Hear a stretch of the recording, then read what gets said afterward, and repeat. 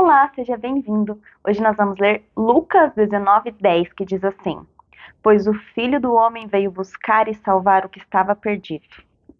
Amém? Esse versículo ele faz parte da história de Zaqueu. Não sei se você já ouviu falar. Zaqueu era um homem de baixa estatura e ele subiu numa árvore para poder ver Jesus passar. Se você não conhece, depois desse vídeo você vai abrir em Lucas 19 e você vai ler para conhecer a história, combinado? Então, o Filho do Homem veio buscar e salvar o que estava perdido.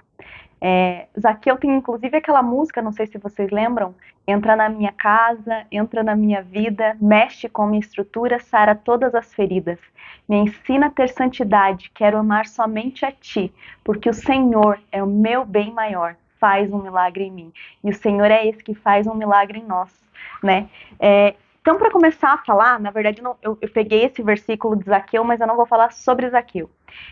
Eu quero falar um pouquinho sobre Daniel, para começar. Daniel é um profeta do Antigo Testamento e devido ao exílio babilônico, ele foi levado de Israel para a Babilônia.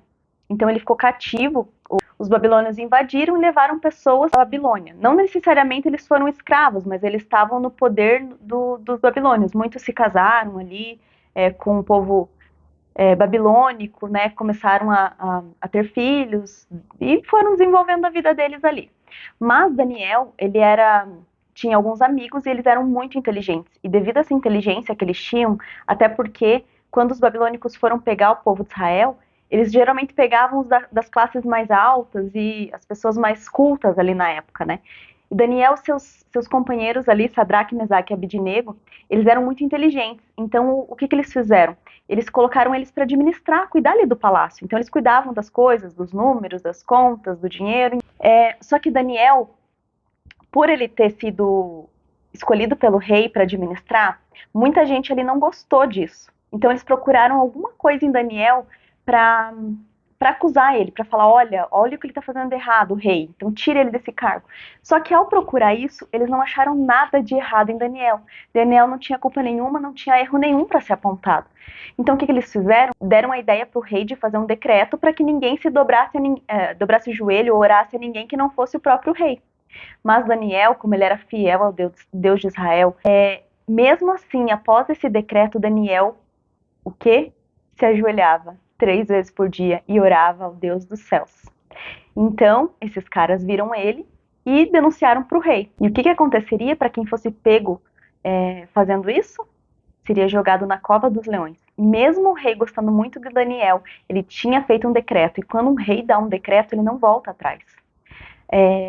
Então Daniel foi lançado na cova dos leões. Você imagina. Eu não sei ao certo quantos leões tinham, mas eles deveriam, né, provavelmente acabar ali com Daniel. Mas para surpresa de todos, no outro dia, quando abriram a cova, Daniel estava intacto. Deus, com seus anjos, fechou a boca dos leões. Sabe por quê? Porque o nosso Deus é um Deus impossível. Daniel, ele não teve erro algum, ele não teve culpa alguma. Ele andou nos caminhos do Senhor em todo o tempo. E ele não deixou de prestar culto ao Senhor. O que nós estamos fazendo aqui é engraçado que, assim, eu nunca gostei da palavra devocional. Eu falava assim, vou ter meu tempo com Deus, vou orar, vou ler a palavra, mas todo mundo tava essa moda de devocional, né? Mas daí eu achei aqui que se encaixava melhor esse nome devocional. E é engraçado que eu nunca tinha feito um devocional, aqueles livros chamados devocional. E esses dias eu ganhei um da Thalita Pereira, e assim, eu já tô no dia 36 ou 37, e eu estou amando. Então, como encaixava legal esse nome, eu acabei colocando ele. Mas então Daniel, ele tinha esse momento de devoção, que é o devocional, com Deus. E Daniel tinha uma vida correta diante do Senhor. Mas eu quero te dizer que muitas vezes o nosso caminhar não é. Muitas vezes a gente erra, falha. Talvez se fôssemos nós lá no lugar de Daniel, aqueles homens teriam que apontar, falar assim, olha lá como a Luana erra, ela está fazendo errado, ela está fazendo isso, aquilo que não condiz. Provavelmente eu creio que teria algum erro para ele apontar. Só que eu quero te dizer uma coisa, mesmo com os nossos erros e falhas, o Senhor olha para nós. Mesmo com os nossos erros e falhas, o Senhor está disposto a nos ajudar e a nos colocar de pé. Deus, ele nos dá um lugar na mesa. Essa é uma música que foi muito impactante na minha vida. eu não vou lembrar agora o nome da cantora, mas eu coloco aqui pra vocês, se vocês puderem, ouçam. Fala assim: eu ganhei um lugar na mesa, e eu desfrutei de um banquete. Eu saciei a minha fome e sede. No momento que eu estava ouvindo uma live da pastora Viviane Martinello, que eu gosto muito de acompanhar, tocou essa música. E foi um momento tão impactante na minha vida, porque eu sempre gostei, né, dessa música, mas naquele momento eu senti eu sentada na mesa com o Pai. E é esse momento que cura todas as feridas. Sabe, eu sou uma pessoa que você nunca vai ver eu falando mal de religião nenhuma, porque eu creio que as pessoas que vão buscar em religião, elas estão querendo algo para a alma delas, algo que a nossa alma anseia. E eu não acho isso errado. Agora, uma coisa precisa ficar clara: somente Jesus salva. Qualquer religião ela vai nos ajudar, ela vai nos trazer pessoas, ela vai às vezes nos tirar de uma depressão, vai ajudar em vários aspectos. Mas a gente tem que pôr na nossa cabeça que o único Salvador é Jesus. Nós temos apenas uma vida.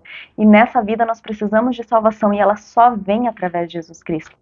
Então, a igreja ou a religião ela é algo que ela vai nos ajudar para caminhar aprendendo mais o Senhor, para caminhar para que nós possamos ter uma vida eterna, para caminhar para que nós possamos ser corretos e retos, talvez parecidos com Daniel, ou como cristãos, que significa pequenos cristos, fazendo aquilo que o Senhor Jesus fazia, e mais, porque Jesus disse que nós faríamos coisas maiores do que ele fez.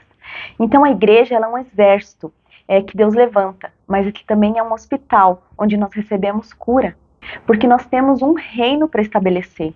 Nós temos o reino do Senhor para estabelecer nessa terra. Nós precisamos pregar a palavra, nós precisamos trazer a luz que é Jesus. Nós somos como uma candeia, a Bíblia diz, mas essa candeia ela não pode ficar escondida debaixo da mesa, pelo contrário, ela tem que ser colocada num lugar alto para que todos vejam a sua luz. Para que nós aparecemos, não.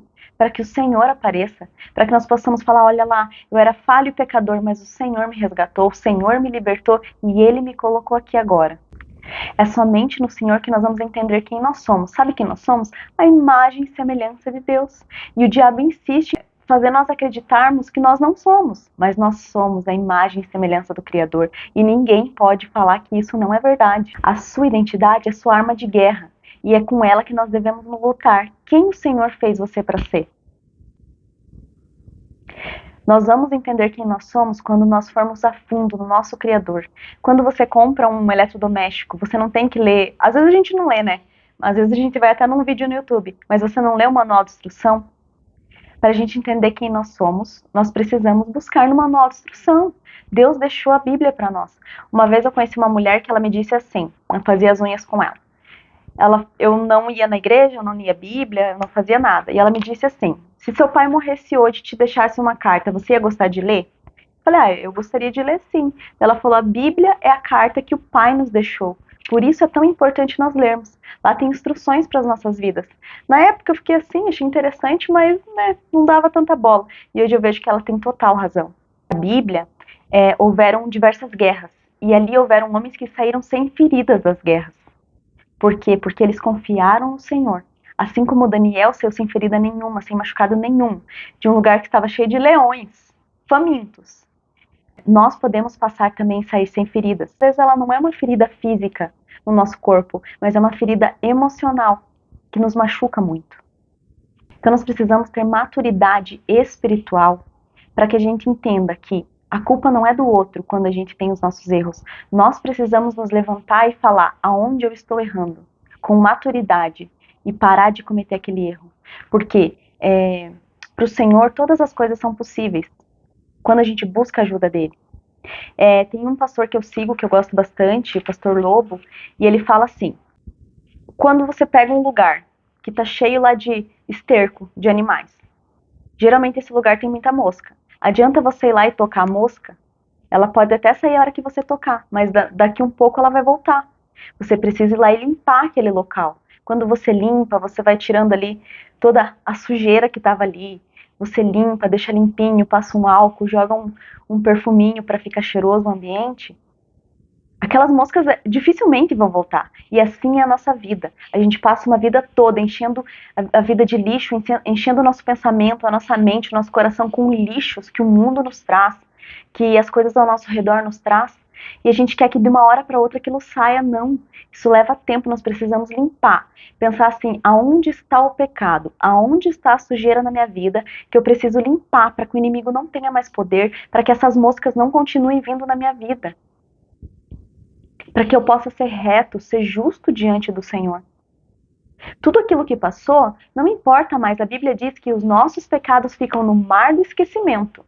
Você não precisa pegar uma varinha e ir lá pescar pecado, não. Até aqui o que você errou, peça perdão de verdade para o Senhor. Dobre o teu coração diante dele e fala, Senhor, me perdoa. Ou talvez se você não esteja arrependido, fala, Senhor, me ajuda a me arrepender, para que a minha vida possa mudar. E é nesse processo, quando a gente limpa tudo, quando a gente coloca tudo no lugar, com a ajuda do Senhor, buscando nele, com a ajuda dos irmãos, nós ganhamos um lugar na mesa, nós passamos a nos assentar com o Pai, nós passamos a comer e beber do banquete que Ele já nos preparou, direto da fonte, direto do Senhor. Você não precisa mais buscar em homens. Você está aqui ouvindo esse vídeo, mas você pode ir direto na Bíblia. Você pode dobrar os seus joelhos e orar. O Espírito Santo vai falar ao seu coração. Eu não tenho poder de ir aí e falar coisas para você, ou de trazer cura, trazer libertação, mas o Senhor tem poder. Sabe por quê? Muitas vezes é muito fácil você olhar, a pessoa vai lá, coloca a mão na cabeça, expulsa demônio, você achar que está livre. Não. A palavra diz, uma casa que está limpa, ou seja, o demônio saiu. Se você não habita com o Espírito Santo aquele lugar, aquele demônio vem e traz mais 7, então tua vida se torna pior. Então não queira que alguém coloque a mão na sua cabeça e mande embora. Sabe o que você faz? Santidade. Com santidade, o demônio não resiste. O pecado não vai mais ficar na tua vida se você buscar santidade no Senhor. Que nós possamos ser retos, justos, justificados pelo sangue do Senhor. É por isso que verteu o sangue na cruz.